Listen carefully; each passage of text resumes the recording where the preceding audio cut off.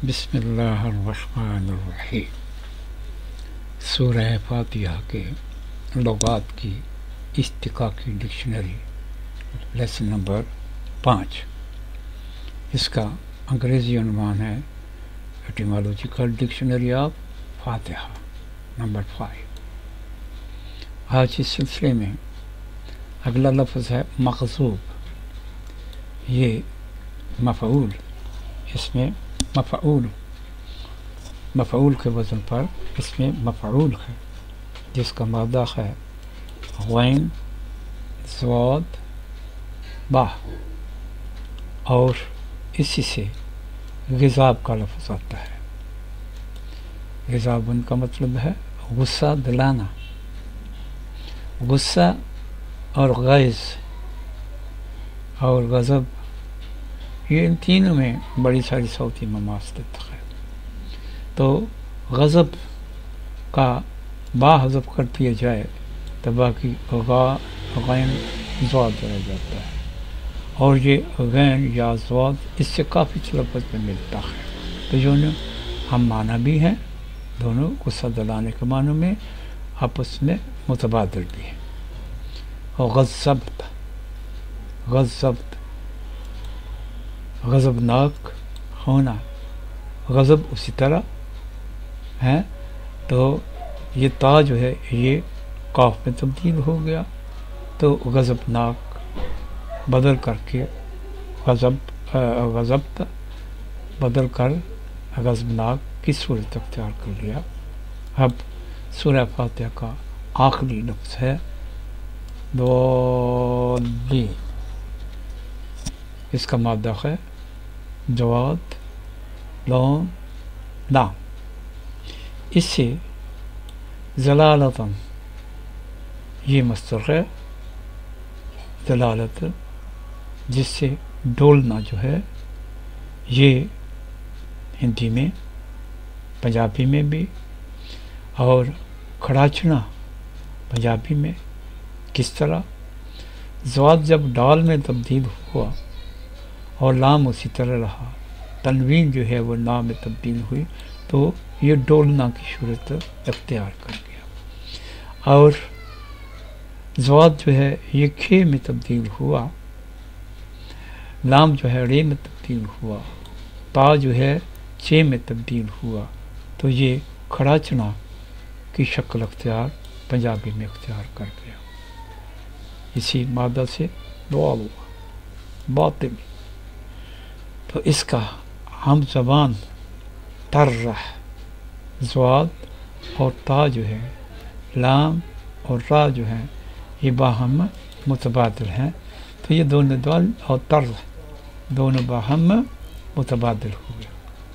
اب زلل، پتھروں کے نیچے بہنے والا پانی، پتھروں کے نیچے بہنے والا پانی، تو یہ قاریز کا لفظ جو ہے یہ اسی سے بنتا ہوا نظر آتا ہے۔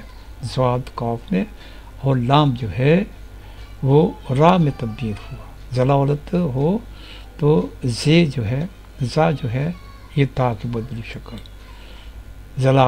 زلال پتھروں کے نیچے بہنے والا پانی۔ اب ذلت، اسی سے مادے سے ذلت، گمراہی، پنجابی کا قرح، اور تیرگی فارسی کی، اردو کی، یہ اسی سے بنتی نظر آئی ہے۔ عزلولت، غلطی، یہ دونوں آپس میں وہم متبادل ہیں۔ اب آمین، اس کا مطلب ہے اللہ کرے ایسا ہی ہو۔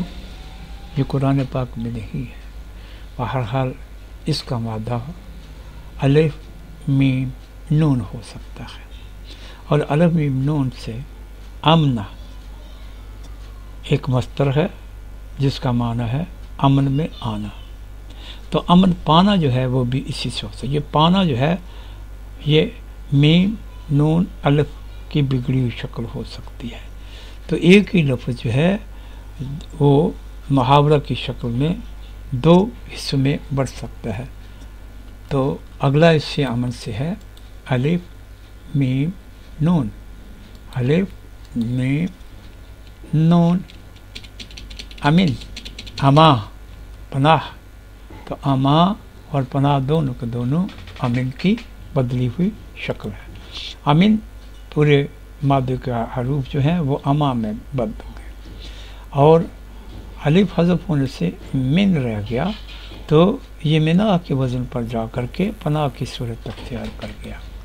अब ईमानन यकीन लाना, मानना, अलिफ या हज़फ हुआ तो मानन रह गया, तो मानना इससे उर्दू में पंजाबी में बन गया। अमानत इत्मीनान, अमानत इत्मीनान, अंग्रेज़ी में ये हैप्पीनेस की शक्ल अख्तियार की। अम जो है वो हैप्पी में तब्दील हुआ, नेस जो है वो नत की बिगड़ी हुई शक्ल है। अमानत हैप्पीनेस। उमनीयत आरज़ू, उमंग, अलिफ मीम नून और ता या महजूब समझें हैं जी, तो अलिफ मीम नून उसी तरह, ता जो है गाफ में तब्दील हुई तो ये उमंग की सूरत अख्तियार। मीन अंग्रेजी इसका तलफ़्ज़ एमिन, एमिन हुआ। अब